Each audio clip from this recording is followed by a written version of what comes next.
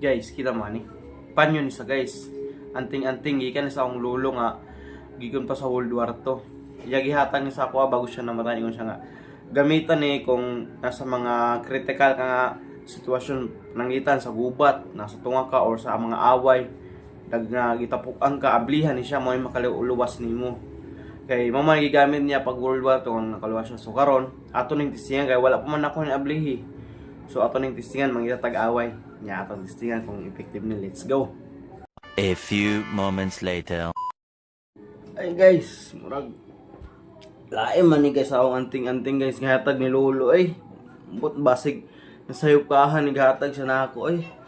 Akong gipatapok ang nang kontra ganihan nang ita og away ba. Nya akong gipatapok nya pagtapok nila dungan sila sumbag na ako guys nya.